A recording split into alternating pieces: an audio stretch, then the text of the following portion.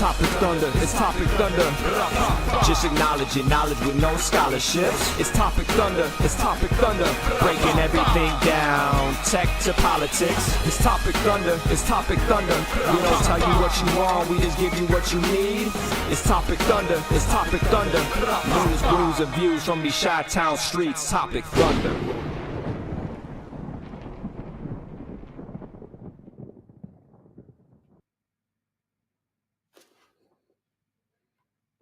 Oh, party wow. foul. There you go. And a serious party foul, because folks, I was just about to say, well, okay, let's rewind.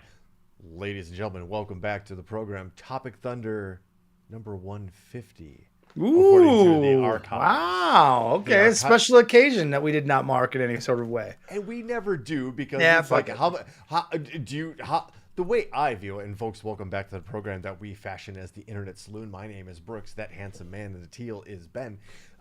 We fashion this as more like, do you denote the number of conversations you've had with a good friend? Oh, no, exactly. I like that. I like the way that you look at that. Yeah. And that's what this is, right? It's 150. It's cool because actually the community has grown. We've got the Australian guy that pops in. There's occasionally the Russian bots that like to come dancing on. Even Joey. It happened again. I caught the microphone though. It did. Yeah. You were in need of an upgrade over there. Yeah. Something. You might have to hold the mic throughout the night tonight. That would be weird. Like old school. Like Walter Cronkite holding like Walter Cronkite. Or what? Who's the dude that did The Price is Right? Not The Price. Yeah, The Price is Right. The old Bob dude. Barker. Bob Barker with that skinny microphone. If I can get a skinny microphone, that would be fantastic. That's what my ears. We'll just go ahead and just hold a microphone. But hey, folks, welcome to the program, Topic Thunder. You, if you're watching, are in the world's most dangerous chat zone. We call it the Thunderdome. We've already got some VIPs. The VIPs. Yeah, Jennifer Brooks, Bob Jordan, Aunt Chris, Joe is here. Bob Joe Barker toothpaste. What's that mean? I don't know. I assume it's made of. It sounds like another album title. The tears of some Bob's brunettes or Bob's babes or whatever, the Bob's beauties. I think they call them. Yeah. He was always weird with chicks, right? Creepy, but he loved the pets. He loved the dogs. Prison acid. Like I love that Joey's just randomly throwing up phrases now. That's great. Ryan Hansen in the house too, and so it's already kind of the luminaries are arriving. So folks, when I say it's been a weird week, I mean it's been a weird week. So what we'd like to do is kind of kick it off a little bit here with. We do have a lot of weird stuff to talk about. It honestly felt like 3 weeks in 1 week. Well, there's a lot of big stories we got to. So I'll try not to rant too much on one subject. And actually, there's the story I forgot to send. Ben and I had a very cool. I'm not going to disclose the details of, but Ben and I had a very cool personal conversation before the show, and I completely forgot to send him the link to a story that our good friend Tipped in Moscow sent me. I love that guy. That's my bad, Ben. I got so into what we were talking about that I completely forgot to send you Tipped in Moscow's link. So I'm going to. We can sneak it in. I can find it. I'm sure. I think he sent it to us both, so I think that's that should be a problem. But if not, I will find a way. I will mark. I know. I did see. He also sent not that we're. But he also sent us a Steve Aoki video. Did you see that new one where there's a bunch of like him fucking Steve Aoki smashing cakes into people's faces? There's a bunch of new ones that we hadn't seen before. It's in the group chat. It's in the group chat. Don't worry. Well, okay. We'll put that. We'll end the show with that for gosh darn sake. Yeah. So it hasn't actually been a rough day. It's been actually a good day. But this was the wine that was open on the counter. So this is the wine that we're drinking here today. It's one of those days, folks. Yes. So I already can tell you it's not a bad red if you like your cabs. It's got that dry. It's got that like dark fruit taste to it. It is pleasant. It is enjoyable. I would buy it again. Here's cheers to you, to everybody except young Sir Aaron. Oops, sorry. You know what? My bad. I got caught up in the Tipton Moscow group chat. Forgot to put up the bottle. Oh, I like that bottle with the dog. That's cool. The rough day red, right? Like, get it? It's cool. But actually, yeah, and of course, sometimes we are famous on this show for purchasing a product just on the label or sure, on the bottle or can alone. Yes. Mm-hmm. So again, truth be told, for those with a Costco membership, it's cheaper in Costco than it is at Vinny's. You can buy it by the case. You could if you wanted to. That's a lot of wine. That's a lot of wine. Like you might want to temper it down. Of the same wine too. Yeah, like that's really committing to one taste for a long time. If you're having a banquet, I guess that's what you do because it's cheap and it's good. But yes, I could see that. Yeah, I could see that. Okay, but that if you're buying it for personal use, you might need to talk to somebody. Yeah, I don't know who that person is. Wouldn't know him from Job, and that's a terrible way to lead into the next segment. But here it goes. Ben, before we hit the actual headlines, I guess I could have mentioned that over the weekend, the pretty lady and I, Gigi, attended the opera. Really? That's something I have never done, though I'm not 100% opposed to it. Yeah, how was it? When I tell everyone that 20-year-old me had a hard, or 22 whatever year old me couldn't sit through the 3 hours of Titanic without being like, right. This was a breeze. Because there were moments during the production. We went to the Lyric Opera and saw the play Verdi. I'm not an opera expert, right? But I guess the sucker is 200 years old. It's called Ada, and what was an hour and a half, and then maybe a 20 or so minute intermission, and maybe another hour into the finale. I literally felt enchanted, and I say that with every single emphasis behind it. I felt spellbound. I feel like I could appreciate the art in it, and when it's done well, I feel like I could appreciate that. Okay, so it was a birthday thing, and something that she'd been mentioning for a long time. Joey says he could be an opera expert. Why? I have a hard time believing that. You could be. Oh, you could be an opera expert. I'm not. Although I really appreciated the orchestra pit and the band. The conductor was probably a raging lunatic in regular life. But he was part of the show and everything. The conductor, he was all that, right? The performances were mind blowing. Was it in English or was it in an Italian? It was in Italian. However, they solved the problem you're thinking about. They've already overcome the roadblock. Okay. They had a small screen above the stage that had the subtitles. Okay, I'm okay with that because I watch TV with subtitles, so I'm okay with that.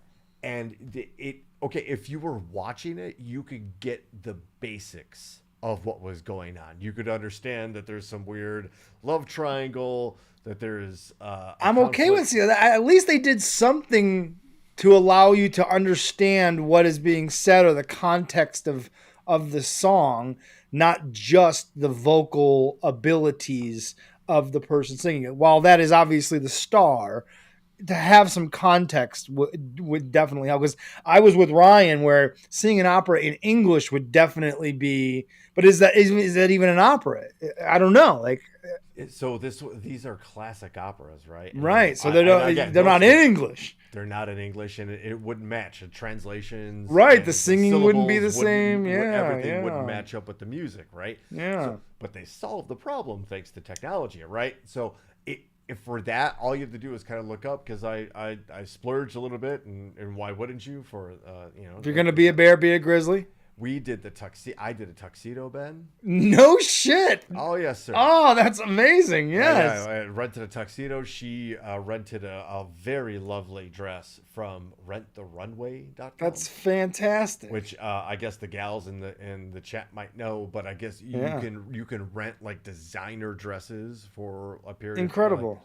And she was gorgeous. She was absolutely radiant. Dude, you in a tux with that beard you got going on right now was probably an epic sight. And next to her, I was just an accessory. Of course, yes. Right? But sounds penguiny. It was a lovely experience. You could bring wine in, like they could bring alcohol. They gave you a little sippy cup like top. Okay, interesting. Okay, so, like, yeah, and a sippy cup, like just in case. Just in case, right? The auditorium itself was grand. The architecture, the artwork on the latticing on the walls and the columns, absolutely beautiful. It's the full experience. It was like the first time you ever walked into like an intimate auditorium, and then sitting in fourth row, we literally felt their voice when they were singing. When the principal was belting, and I mean like unbridled power, like I've been. I would love to do that. I am not opposed to that at all. I would love to have that experience. I think it was amazing, and then you see the costuming and the lighting. I don't know if I'm wearing a tuxedo. No. I maybe wear like a suit jacket. This is no. I get it. And like doing the full thing, like I can understand and appreciate that experience. It was. I gave it to her on our 5th anniversary, so I kind of chinsed out on a birthday anniversary combo. But we went the day after her birthday. Because I made sure that if we're going to have that experience, I wanted to give us both time for her to rent a dress. Like, we're going to do this. I don't care if we're the only ones. Everybody else is wearing flannels and ripped up jeans. Don't give a fuck. Right. Everyone's wearing cowboy boots and jeans. And you're showing up in a tux and a fucking dress. I love that. And I'm doing the Uber XL. Like, we're showing up in an Accolade or whatever it is, right? Lincoln Navigator. Yes, great, just because dude. it's those moments. I love that. Hell yeah, dude. That's awesome. Interesting to note, at the opera, you actually did have that. We were talking about it. We were talking about this is the greatest cross section of American society that you could ever put on display. Really? Because yes, there were people there with like nice jeans and maybe a nice shirt, but it was like, to other people like dressed in very nice gowns and evening dress and tuxedos and other. It was interesting. People watching, it was a cross section. Yeah, and you couldn't do enough of it, to be honest with you. Because when you're watching the show, like you're watching the show, and kudos to them too, because if they told you up front, look, if you have to get up to go to the bathroom, you want another drink or whatever, if you step outside of the auditorium, we will only let you in when it is appropriate during the show, or you've got to wait at least then until intermission. Yeah, sorry, pal. And kudos to them at the Lyric good. Opera, because they ran a tight ship. It was an absolutely enjoyable experience. That's awesome. Again, cheers to and happy birthday to my pretty lady. That we had a wonderful time at the opera. Dude. So, all right, let's get into some much more serious and shitty stuff. As opposed to taking your girlfriend to the opera and winning big. Indeed. Let's talk about failing big. I assume everybody's already heard about this. If you haven't seen the video, have you not seen the video of the tanker ship? This absolutely gargantuan ship loaded to the brim with the trailers and the 16-wheelers. And this is a much shortened clip, so I'm interested to see where this starts and ends. So here it's basically the moment of impact. Oh, okay.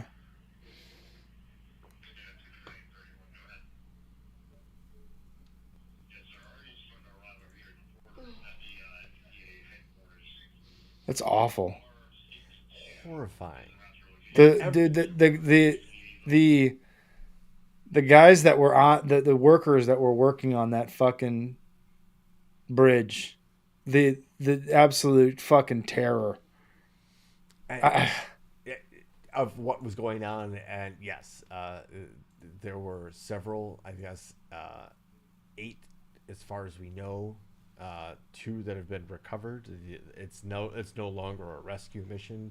It's a recovery mission, and that there's a difference there. yeah, they've been very very particular on how they're saying it. Yeah, I mean That particular water was cold enough that experts say that in a free swim situation, you basically have about 2 to 3 hours before you freeze to death, ugh, right? yeah. And if you're in the water and you could presumably swim, let's assume that 2 to 3 hours, probably looking at this picture. I'm just amateur, right? Amateur. I think I could probably swim to shore in 2 to 3 hours. When you talk about a bridge consisting of a 4-lane highway and all of that steel and concrete then crashing down around you as that's happening, Yeah, you have no chance. you really The fact have that 2 no- survived is amazing. it really is, because it's if you're not immediately destroyed or crushed by the metal or the concrete, the in water, the the vacuum that will pull you under due to that stuff sinking will be so much greater than anything you could possibly swim against. So it's a tragedy, and as we So there's a couple layers to this. Yes, Yeah, yeah. it's setting aside the obvious tragedy that lives were lost here. There's a couple of things that bear asking questions.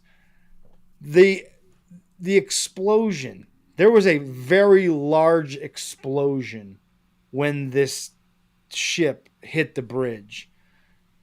That if you were of the conspiracy mind, you would say, well, what in the hell? How does it make an explosion if there was no explosives on the ship? I don't know the answer to that question, but it would be something that I would be interested in finding out, because there was a massive explosion when that bridge got hit. which would correspond with them reporting engine failure. Okay, again, I've Right. been, I have, but if, I think it's bad gas is what they're saying. Maybe they're like the an ultimate engine culprit. blew. Yeah. Imagine. Okay, so actually, we're gonna talk about not only how heavy that ship is. We're gonna talk about the force it was bringing when it hit the bridge, right? But let's just say that this thing is so big that those are not normal engines. Like that is, those are engines. Gigi makes fun of me when I watch like big ships on National Geographic, just because it's interesting to me. But the scale of those engines, like they're the size of houses. They're the size of 4-bedroom houses, right? Yeah, just the containers, right? That just yes, and if we're already talking about corporate malfeasance in Boeing, let's just assume.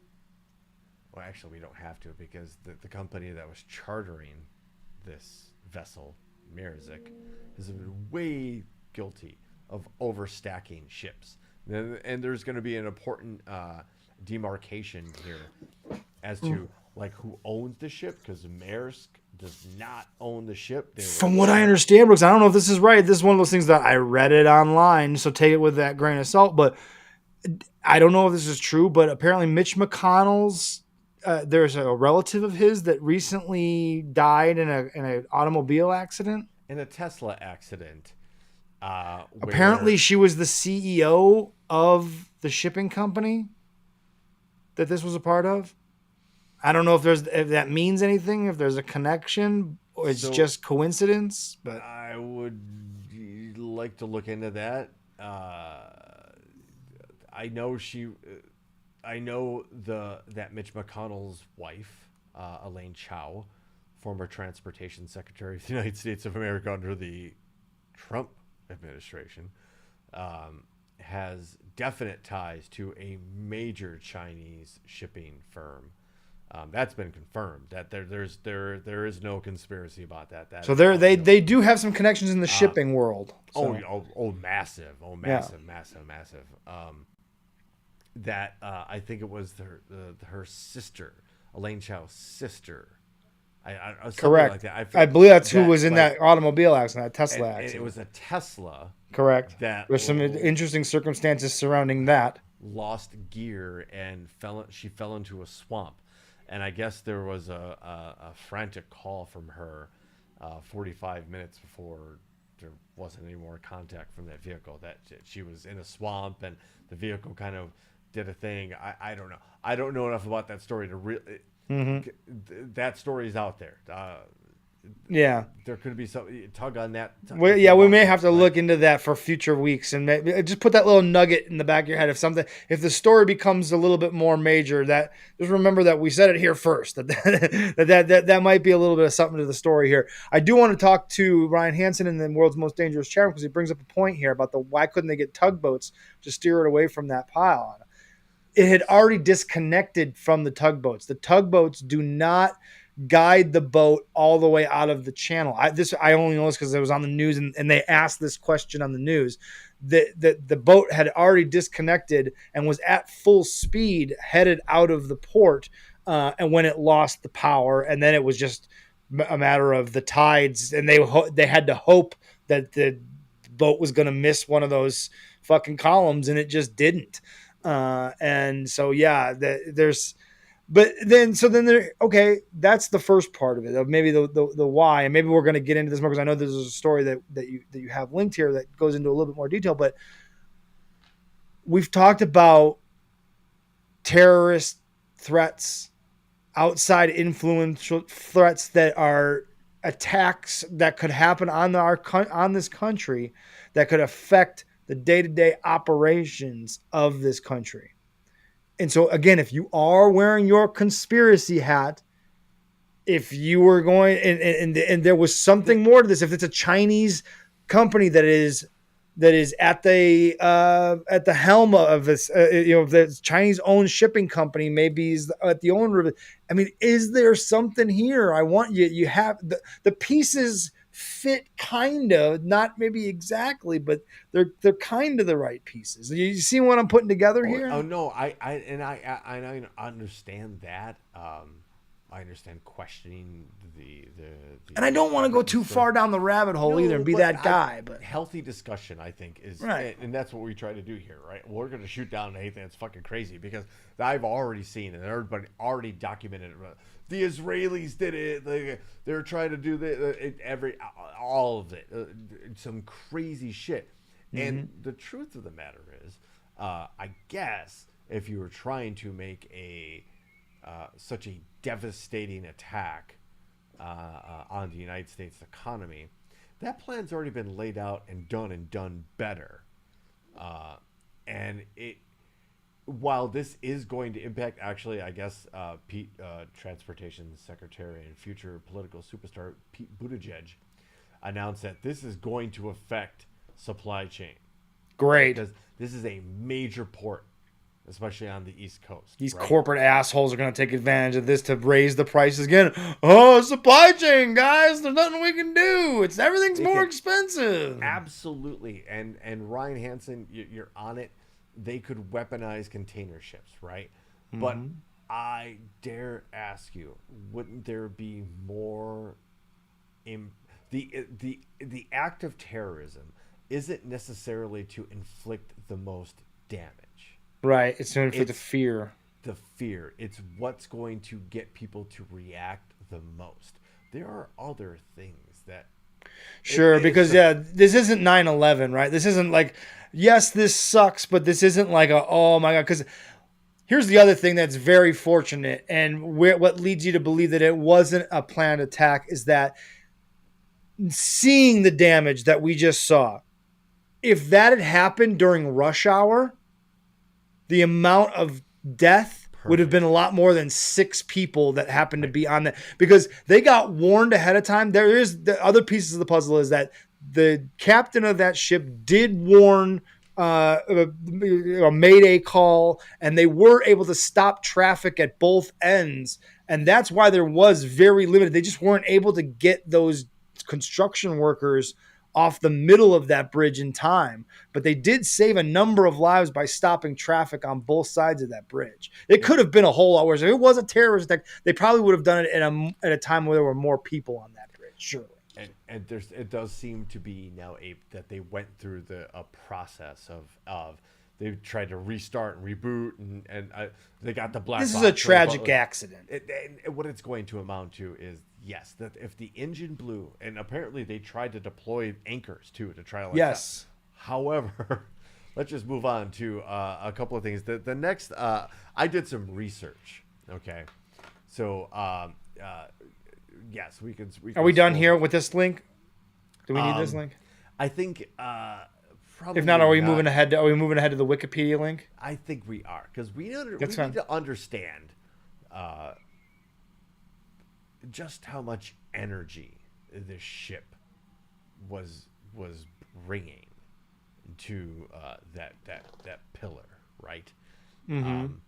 And that is measured in what we call a joule, which is never heard that word before, but is basically learn something new every day. Mass times speed. Okay. That is an amount of energy, right? And we're going to get into a little bit of it. We're not going to get into a lot of it. Allow me to explain really quick that this ship allegedly weighed, Ben. It was like an aircraft carrier. Weighing in at 183,000 tons. Not pounds. 183,000 tons. 183,000 tons. Going full speed. At 9 miles an hour. Now, I broke that down into metric tons and kilometers. Oh, good. Actually, meters per second. Without that, I would have no idea. To determine that vessel at the point of impact, unimpeded, had an equivalent of 936 million joules. Now, according to our good friends at Wikipedia, that is, let's just break that down and make it real easy. That was 936 megajoules. All right. Megajoules. Megajoules. Now, they go on in the Wikipedia here to explain what a megajoule is. Keep scrolling down. That's the equation. Yes, I did a lot of fucking work in math for this, so I hope multiples. This is all approximate according to my. So here's the multiples. Megajoule right here. So remember science. Remember that. So a 10 to the 6th means that there's 10. There's a 1 0, and then there's 6 zeros behind that, right? So scroll down even more. Keep going. There's the megajoule. A megajoule is approximately a kinetic energy of 1 megagram or ton vehicle moving at 100 miles an hour. How many megajoules was it? 1 megajoule. No, but how many was was this? How many megajoules was this ship going? 936 million megajoules. Yes. So 936 million times 161 miles an hour. I apologize. I got 936 megajoules. Okay, so 936 times 161 miles an hour. So the idea Holy here fuck. is to the 1 megajoule. We're talking about 936 of them. 1 megajoule is the kinetic energy of a 1-ton vehicle moving at 100 miles an hour. Wow. It is the energy required to heat 10 liters of liquid water. Hey, we've all seen a 2 liter of soda or whatever, right? Right. Uh-huh. 10 liters of water from freezing to boiling. That energy for 10 liters of water to bring that from freezing to boiling is 4.2 megajoules. God. 1 kilowatt of hour of electricity is 3.6 megajoules. This vehicle was 936 megajoules worth of energy. Nothing was going to withstand this energy at all. If an engine blew and they had power issues, and there's a black box, and many of these sailors survive, of course, right? There's a story to tell about what happened. The ship is well preserved. Yeah. The bridge is not.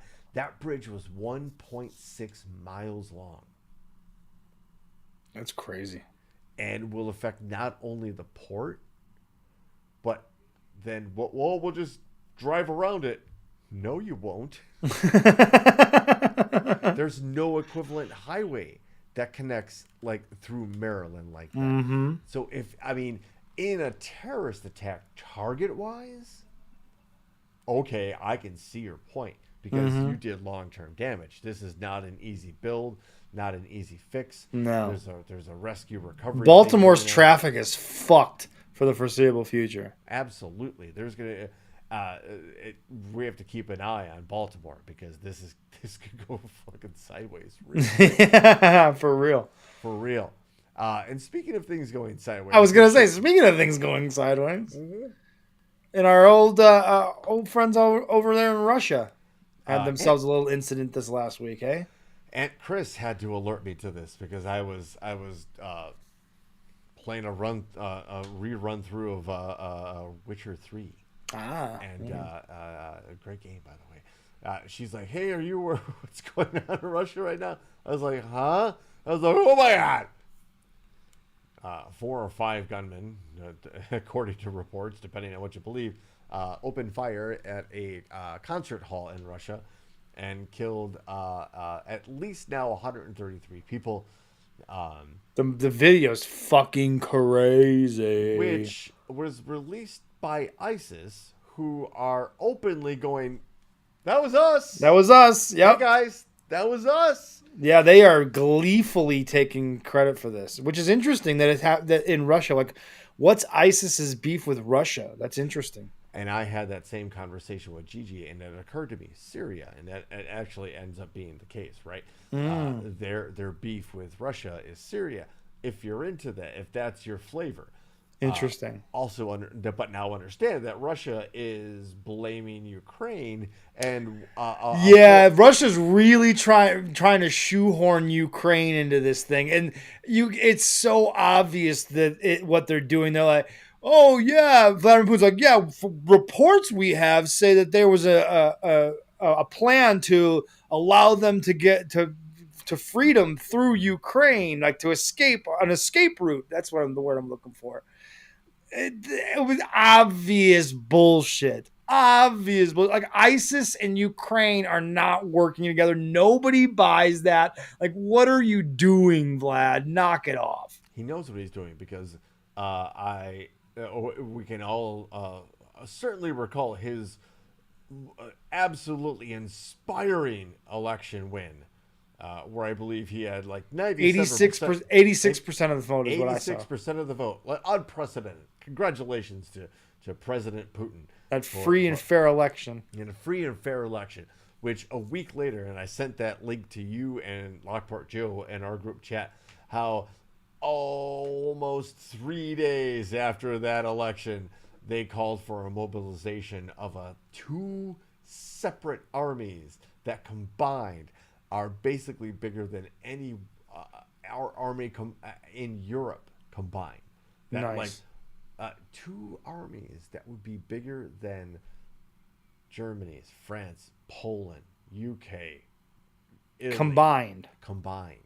all of them combined, a mobilization. Wow. And then a day after that or so comes this horrific act of terrorism at a concert hall, which was then set on fire. Yeah. They did. These guys were not fucking around, for sure. And it calls into question a lot of things. First of all, that the United States warned Russia. Yes, they sure fucking did. Happen. In a, hey guys, all things aside, political, socio-economic differences aside, hey guys, we've got this type of intelligence. This is what's going on. We can't maybe tell you our sources because Lord knows you've killed enough of them. Right. But even in spite of that, hey guys, there's a group planning something like this. And even though it didn't happen in the time frame that the intelligence was given, which actually could have been employed by the intelligence, right? Or the terrorist organization, like, we know this is going to get out.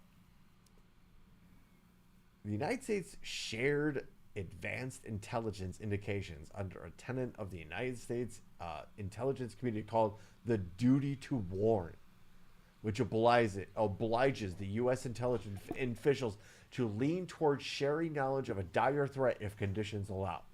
That holds whether the targets are allies, adversaries, or somewhere in between. Again, I know about propaganda. I know about being raised under a flag and having to recite a pledge every day while you're in school.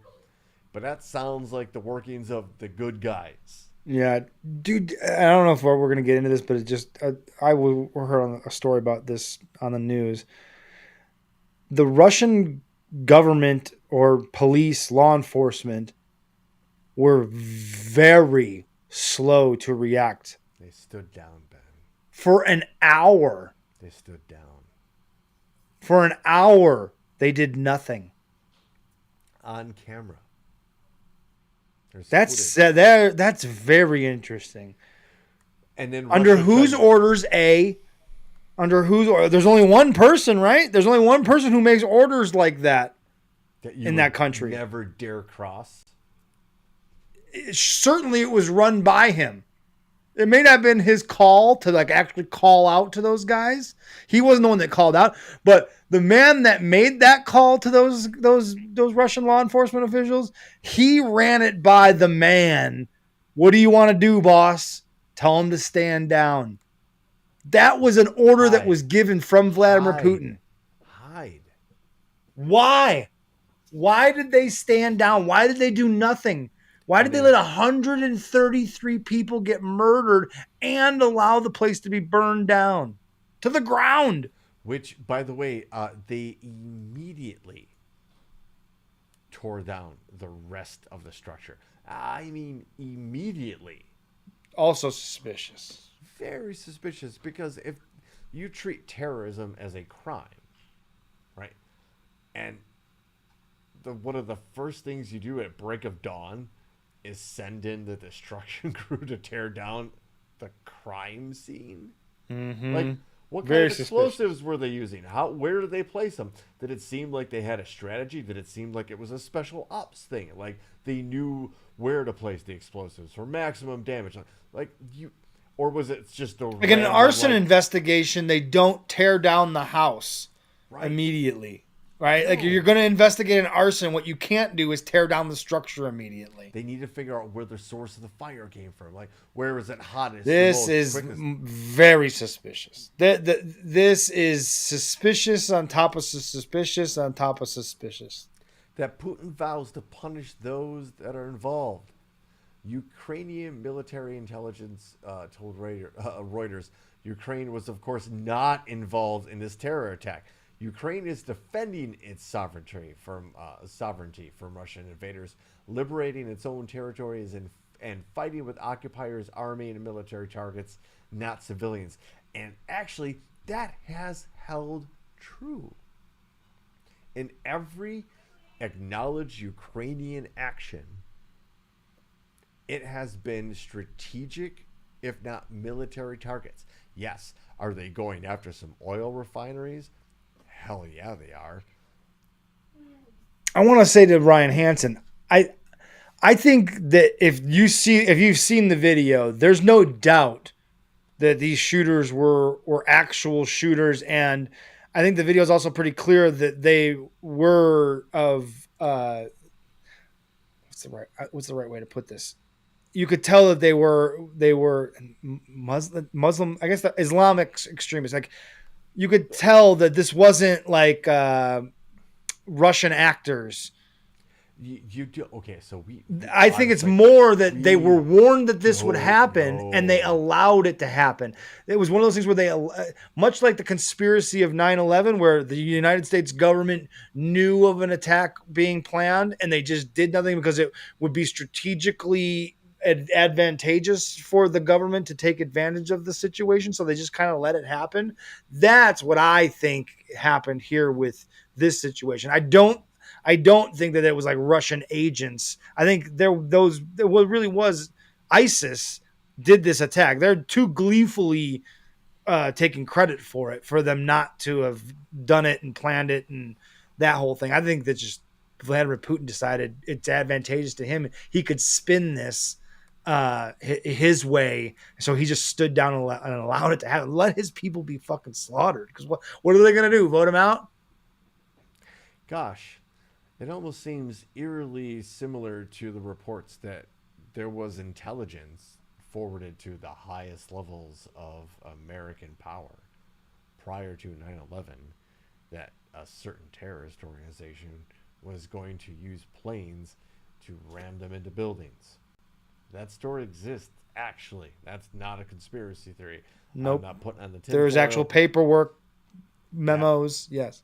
That was brought to the highest levels of authority and responsibility in this country too, and it was ignored.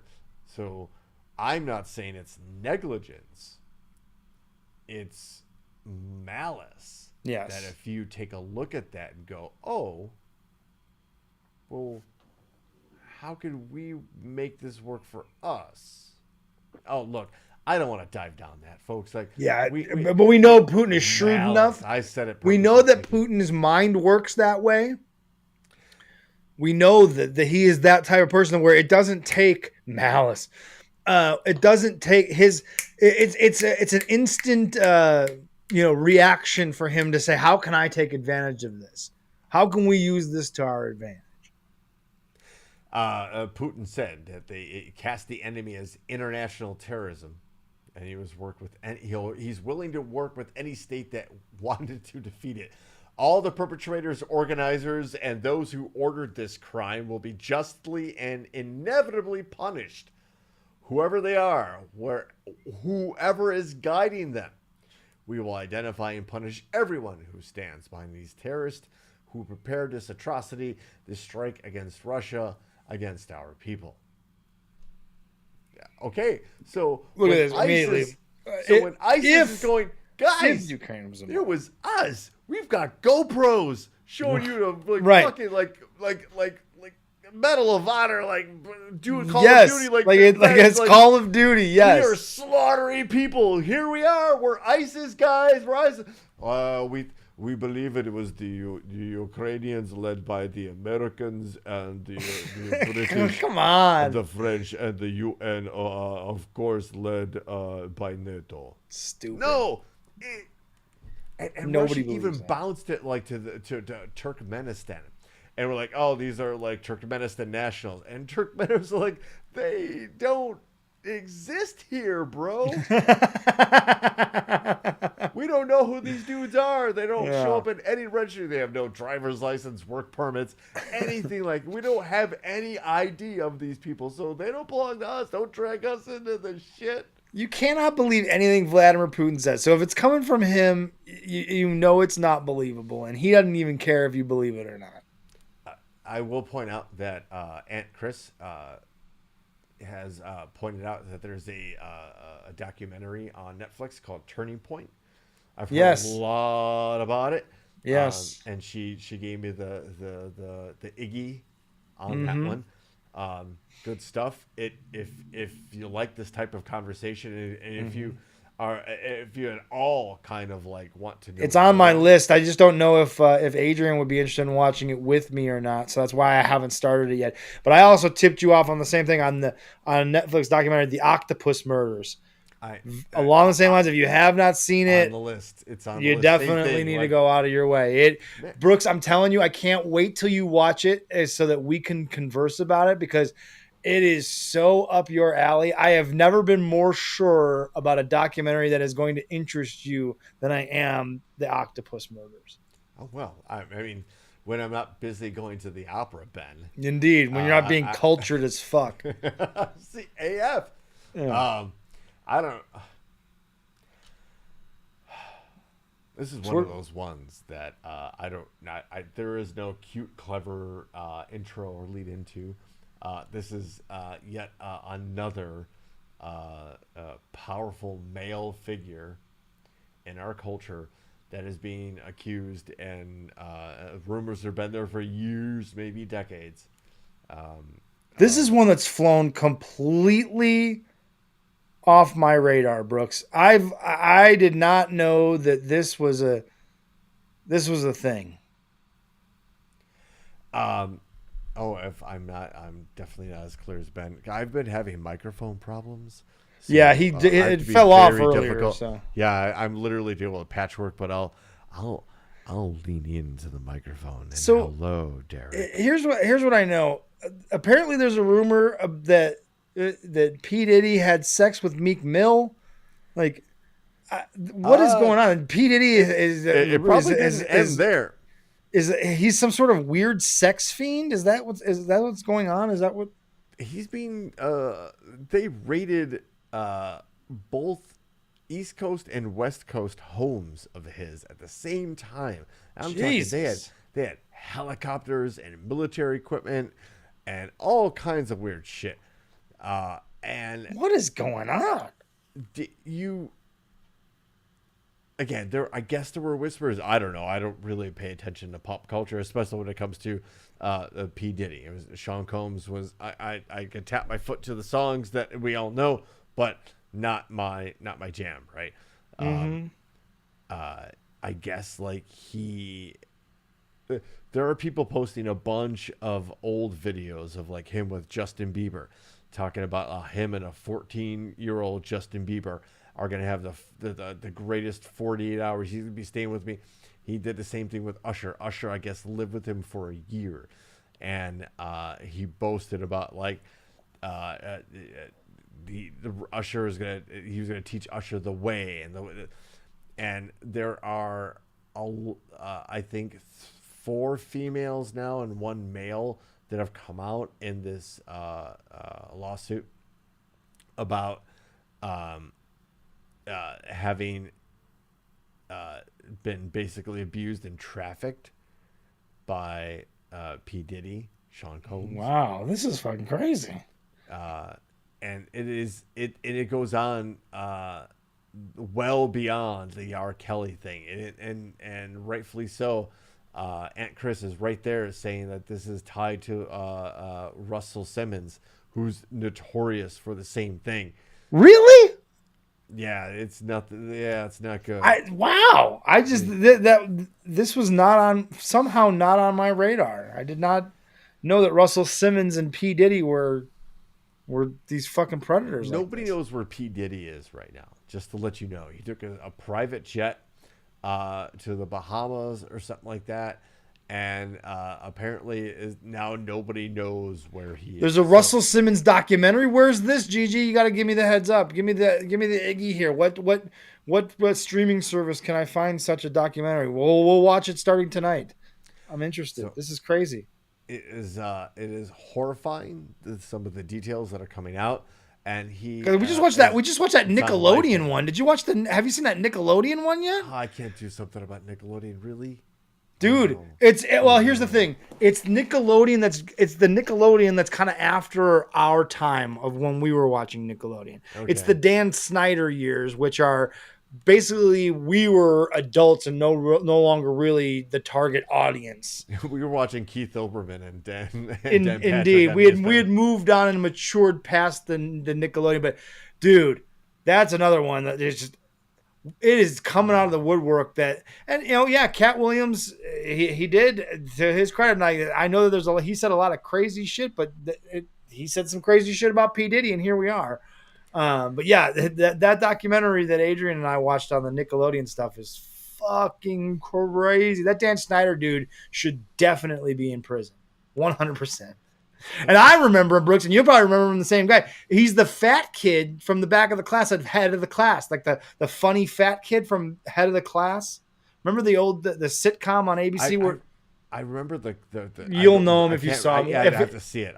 Yes. Hold on. I got to pull him up because okay. you're going to see him and you're going to be like, yes, okay. And that's how I knew him, which was weird because I was like, hold on, I know him as the guy from Head of the Class. Dan Schneider. Gigi brings up a really good point that 50 Cent had been hinting about this for years. I'm sure that there are a lot of rappers and performers that have made lyrical references, whether it's acknowledged or open or not, about this. That's a really good. Thank you for that, Gigi. That's a great contribution there. So remember, this was if you remember the show Head of the Class with the guy from WKRP in Cincinnati. He was the teacher, right? Yes. The fat kid in the back of the class was Dan Schneider, and he ended up like becoming the king of Nickelodeon. Like he created a bunch of really popular shows, and he had the grossest sense of humor for a man doing child shows that you've ever seen.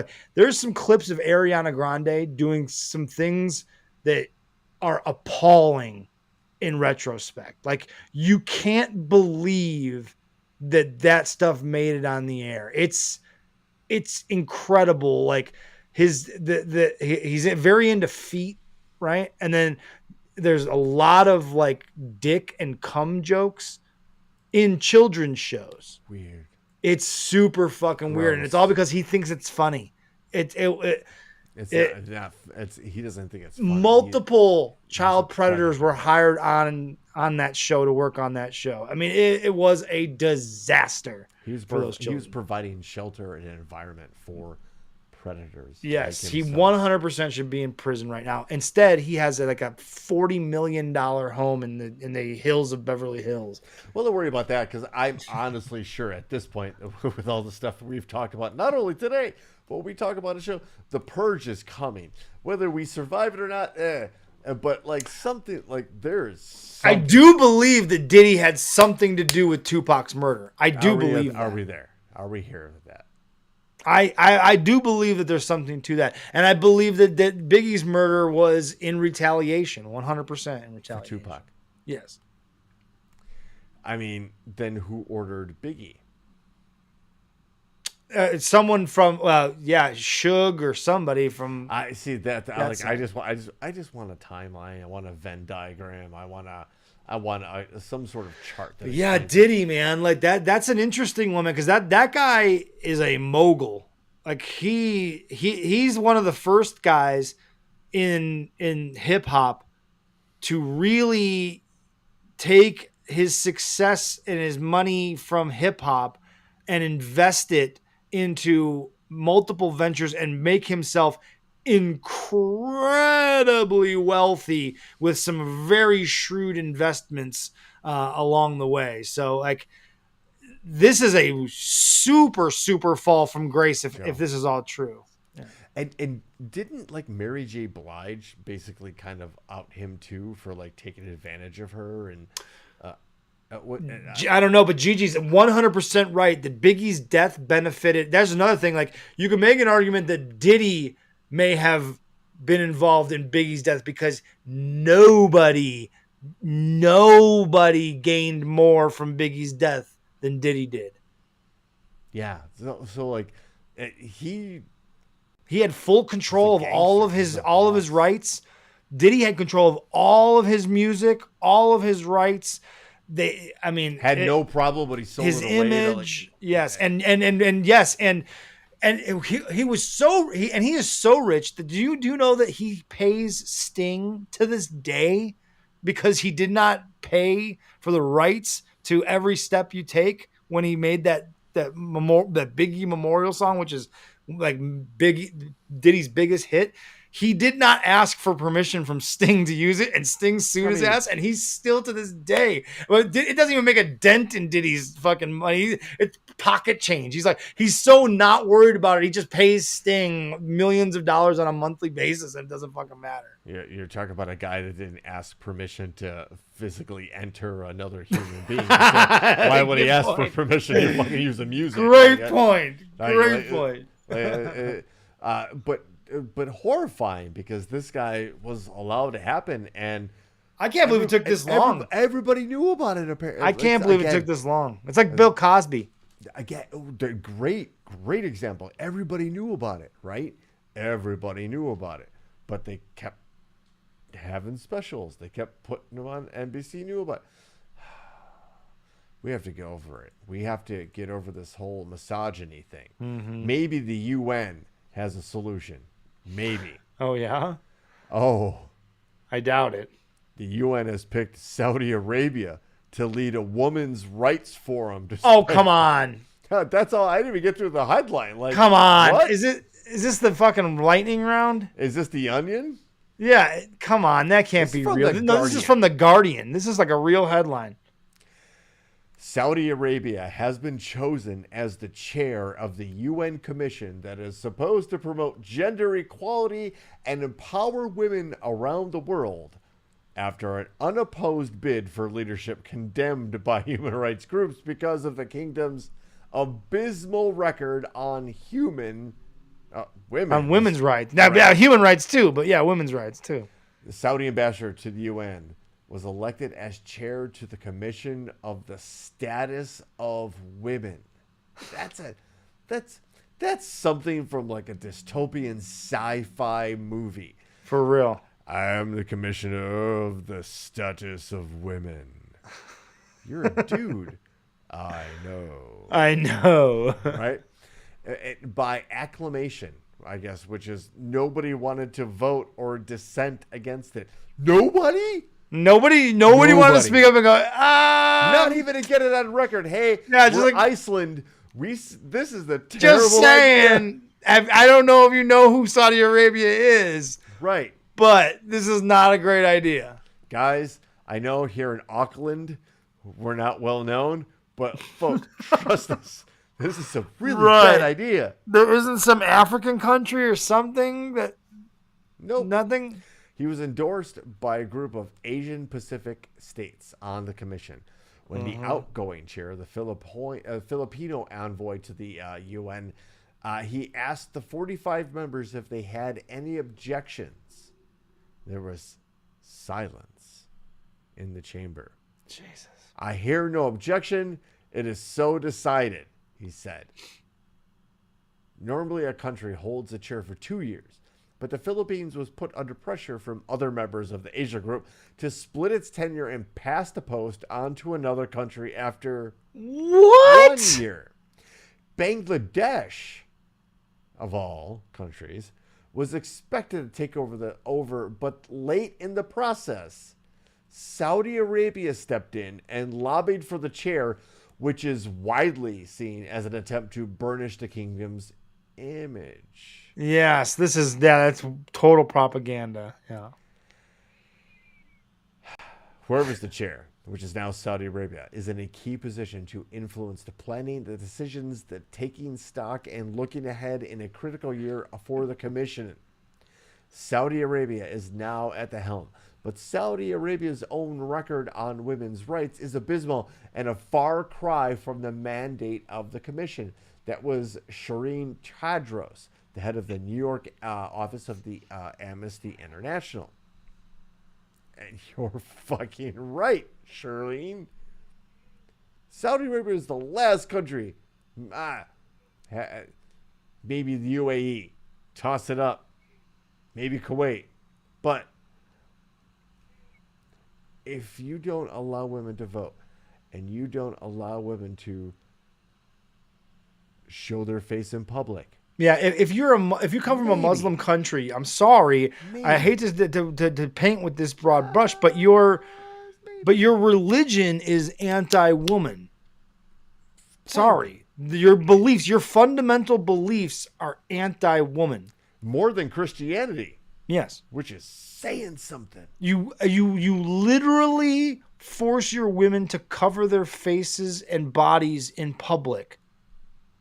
So you can't talk about women's rights or lead anything regarding that when your fundamental religious beliefs say that women have to cover themselves up because men can't be trusted to fucking control themselves in public among women. And the whole thing is patently absurd.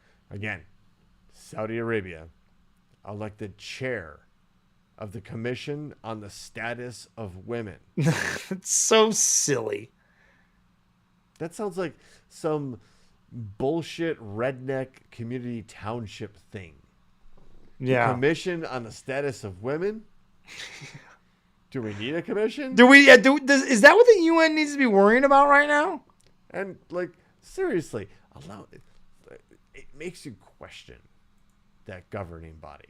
And really I'm does. not much into that to try to just disrupt that kind of thing. But what the fuck? Yep. Enough said.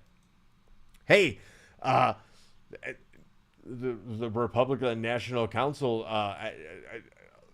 elected, or at least positioned, The Republican National Committee.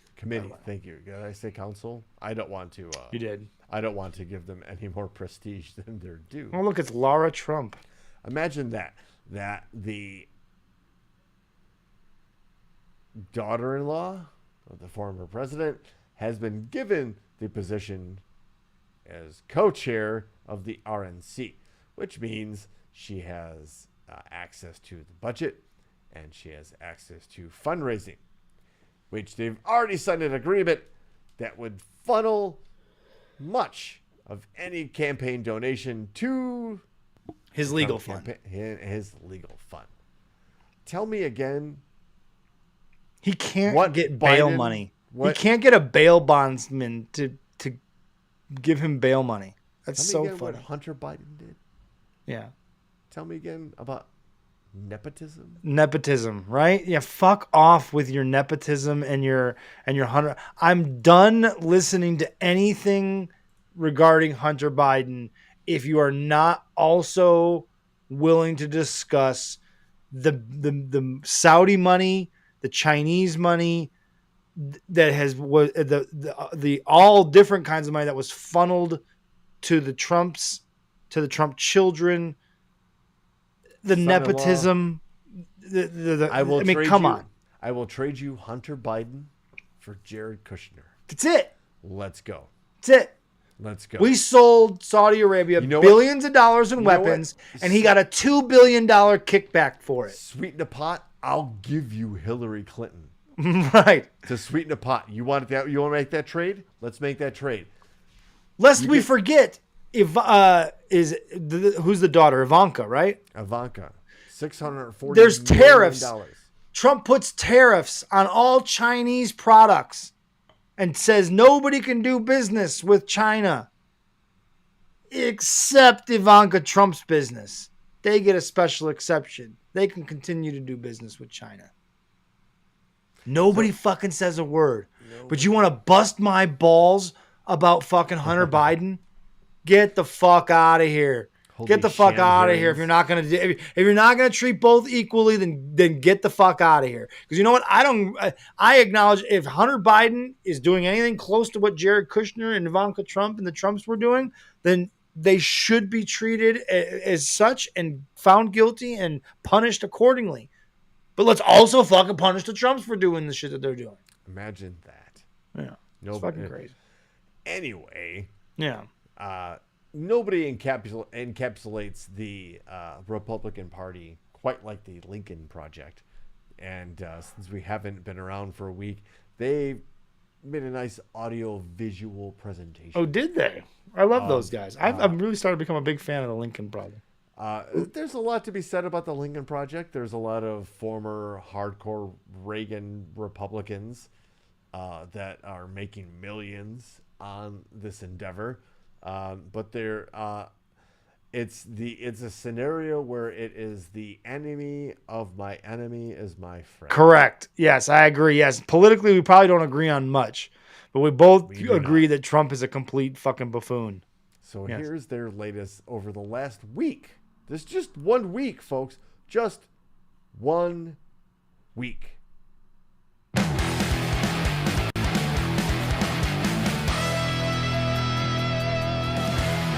Joe Biden has done nothing for America. You can't have an election in the middle of a political season. Nationalism is biblical. You see, the left is loaded with demons. There's no such thing as trans people. They don't exist. And we'll bring crime back to law and order. Most people don't question the result. That's all I'm saying. They don't question whether Biden won or not. Right? Donald Trump sells taco bowls. They're the greatest taco bowls you've ever eaten. I've tried them. They're delicious. Does Joe Biden sell taco bowls? No. We know what he will do. Jesse Waters is about as white as they come. Watch this.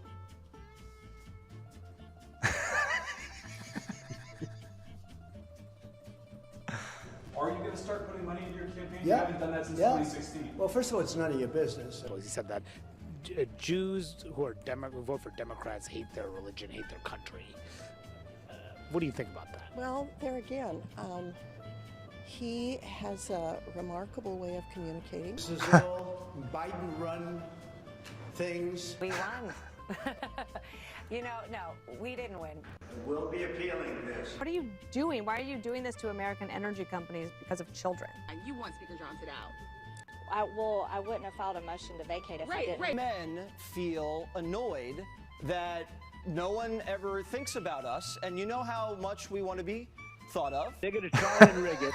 Jesse Waters is the fucking God worst. made it very clear that there were important conversations taking place at tables that I needed to be sat at. They're either trying to bankrupt us, or they're trying to imprison us, or sometimes both. Crackheads. This is a clown show, people. Those guys are great. Good stuff, right? And, Yes, but excellent. Also, let's just just batshit stuff going on in there. literally people saying the craziest shit, and they're on television. Jesse Waters is the worst. He is a caricature. That is a comedy show, and if you look at it, he's anything he's taking what Tucker Carlson did and taking it to another level to try to be the next Tucker Carlson. He just says the dumbest shit over and over and over again. It's incredible. His own mom called him out live on his show. Really? Oh yes. We'll have to watch that. Do we? I mean, we have time. I can search it. I mean, yeah, we can absolutely do that if you want to search that out. Jesse Waters' mom. Yeah, I'm sure that every Wednesday night, this is what we do. It's called Topic Thunder, folks. It's 150. Not that we do much or celebrate or anything like that. The conversation is what's the most important part, and it's been great. Thank you for participating in the world's most dangerous chat zone, the Thunderdome. So, as Ben furiously types away, and you anxiously await the Thunder's the lightning round. That's what we call it. Okay, there's a video from 6 years ago where Jesse Waters reads mean texts from his mom. No, that might not be it. There's literally one where mom calls in. Yeah, that's it. That would be mom calls in. She calls in live. It was like, oh, basically calls him out at his from 8. Shares humbling advice on the show. It might be a year or so. Give or take. About 8 months ago, maybe? That sounds about right. Hold on, let's...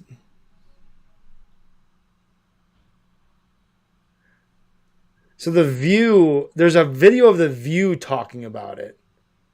Hold on. Oh, they may have scrubbed... I mean, it's possible they scrubbed it. Which is fine, too.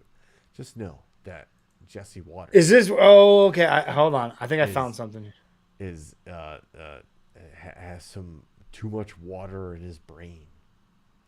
Oh, how do you start this shit over again?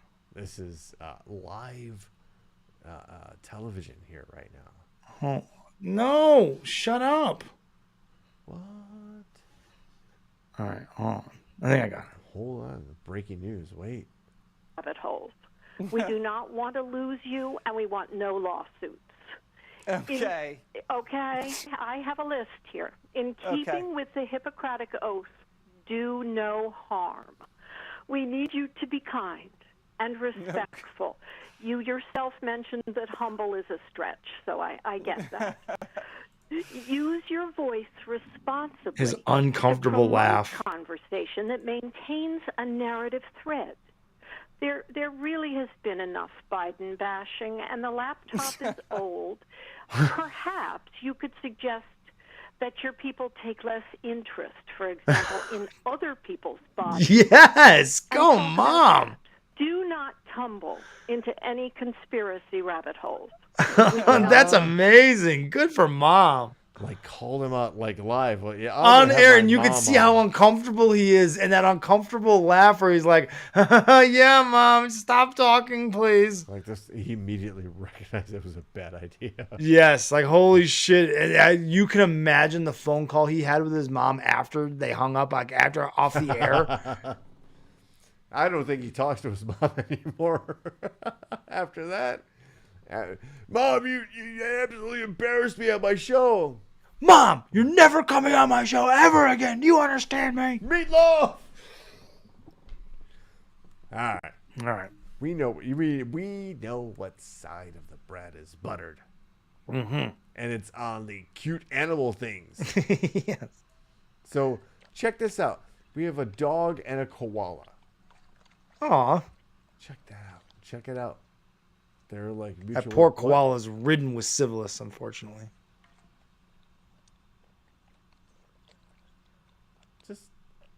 They're kissing each other, smelling each other. I'm telling you, if they weren't just giant balls of syphilis, a koala might be a really solid pet to have. Unfortunately, though, they are just a walking ball of syphilis. Giant ball of syphilis. Giant ball of syphilis, which is also a great metal band from the early '80s. It was several members of Rough Me Up were in that band prior to. Yes. Yeah. Yes. It's a whole nother wormhole, ladies and gentlemen. And with that, let's call it down. Bring some lightning. Bring some thunder. Just like that, I'm making it sound like Jeff Goldblum. Welcome to the lightning round, ladies and gentlemen. This is where we enter into. I can't do Jeff Goldblum. It's not in my wheelhouse. He's not in my wheelhouse. The Thunderdome is alive with the lightning bolts. Folks, if you're new, welcome to the program. Welcome to Topic Thunder 150, where we humbly introduce the lightning round. Oh, it's chlamydia, not syphilis. It is chlamydia. You're right. That's my bad. That's already voting story number 4. Yeah, there's only 3. We only have which 3. I love. We're going to figure that out. We're going to make that happen. Fuck it. The lightning round, really quick. 3 stories entered the Thunderdome, and the one that we read is voted upon by you, the people. And the coolest exercise of democracy this side of early November. So, ladies and gentlemen, without dilly or dally, headline number 1. Aaron, earmuffs. Masturbating handyman gets off. All right. We get leggy after this. Headline number 2. Student amputates his leg to get $1 million insurance payout. He only gets $561,000 and now has to pay it back. Oh! And headline number 3. Man arrested after allegedly eating leg of pedestrian after hit by train in Wasco. Wait. Repeat that one more time. Sure. Headline number 3. Man arrested after allegedly taking then eating the leg of a pedestrian who was hit by a train in Wasco. Whoa, that is two legitimately jaw-dropping fucking headlines. Really, it buries the first one, which is also on its own fairly decent, but the last two are like, you saw my face, jaw-dropping. Some legs to stand on there. So here we go. They're coming in hot. And well, is that for me? Cool. Joey going with number 3. We are young Aaron going with number 3. Adrian going with number 2. We are just throw up that number in the world's most dangerous chat zone. I fully expect thy Australian guy to come out of nowhere tonight, like Randy Orton with an RKO, just out of nowhere. Or Billy Wacko. Imagine the excitement when the guy sees the train accident and he's like, holy shit, I'm grabbing that for dinner. I don't have to go to Whole Foods right now. Number 3. Read one more time. Again, Chris is asking for a one more read through. Okay, and certainly we oblige. Headline number 1. Masturbating handyman gets off. Headline number 2. Student amputates his leg to get $1 million insurance payout, but only gets $561,000 and has to pay it back. Oh. And headline number 3. You can't expect it. Yeah, there he is. Yours. Headline number 3. Man arrested after allegedly taking, then eating the leg of a pedestrian who was hit by a train. We're still waiting for votes from the MVPs. Thy Australian guy needs to vote. Did Billy Wacko, did he give us a vote? He went number 3. He did, okay. Number 3, thy Australian Ryan Hansen guy. went number 3, so we're up to it. 3 is starting to run away with this thing, I think. 3, and Chris is going with number 3. I think I see where the trend is going. If you're not voting 3, you should vote now. Although you probably shouldn't say something like that in a democracy. But right?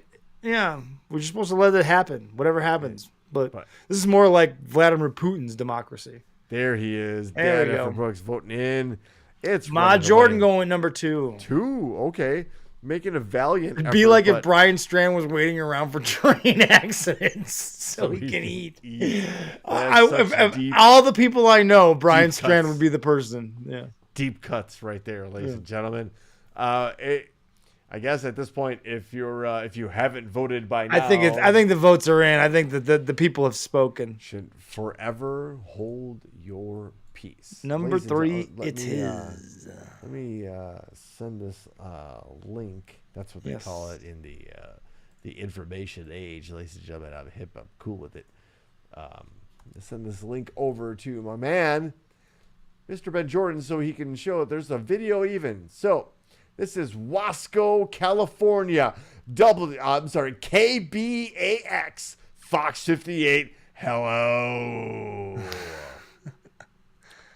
Officials say the suspected man who allegedly removed evidence from the Wasco Amtrak station on Friday was identified as a 27-year-old Rosendo Tellez. Around 8 a.m., deputies responded to a BNSF Railroad Police to a report of a pedestrian who was struck by a train at the Amtrak station in the 700 block of G Street in Wasco. Deputies learned that Tellez allegedly removed evidence, a leg, from the scene. Tellez was found and arrested without incident on multiple outstanding warrants and for taking evidence from the scene. BNSF investigators arrived shortly and assumed the investigation. The Kern County Sheriff's Office is investigating an incident where Wasco, a pedestrian, was struck. Wait, where'd the story go? Oh, there's a video of the Fox 58 news story. If we want to let him do the talking for us, we can. A terrifying video circulating on social media appears to show a man carrying a severed body part of someone killed by a train in Wasco. Sheriff's officials say this happened today near the Wasco Amtrak station on G Street. Eyewitness News reporter Lena Folk has that story, but first, we do want to warn you that some of the footage is disturbing. I'm in. I'm not sure from where, but he came this way, and he walked all through here, and he was waving a person's leg, and well, he started chewing on it over there. He was biting it, and then he was hitting it against the wall and everything. And it was a typical Friday for the construction workers laying down Was it? concrete outside the Amtrak station. Then in it wasn't. Moscow, until they saw a horrifying sight. he's eating it. Hey, ¿me la está comiendo? You are looking at what a witness says is a man eating a detached leg. The detached leg came from a person hit by a train near the Wasco Amtrak station earlier that morning. Well, on the leg, the skin was hanging. You can see the bone.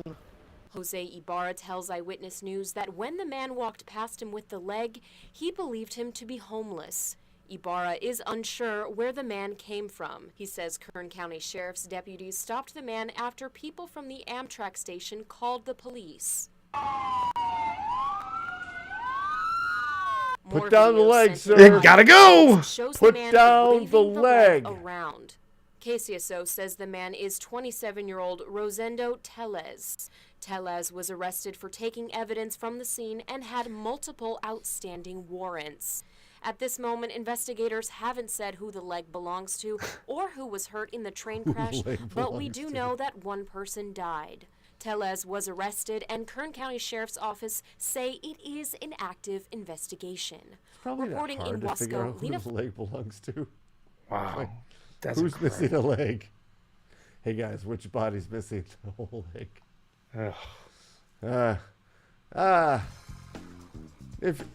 If this is in fact the decline of Western civilization, at least we're here to document it together. Indeed. You're here, part of the world's most dangerous jet zone, the Thunderdome. This is Topic Thunder, number 150. Nobody's counting, but the archivists, the emails are just really dry, but also stinging. So I have to mention it, otherwise I hear about it. 150. Indeed. Welcome, ladies and gentlemen. Thank you, Ben. Hi. Thank you, everybody. It's always a pleasure to have this opportunity to connect and the conversation to present these stories that may or may not be important and inform your lives. That's the whole point of this experiment, social experiment. So, folks, from the desk and the writers, the collaborators, the originators, and the aggregators of Topic Thunder, my name is Brooks, and that's Ben. It's been a pleasure from the deck of the USS Rapapa.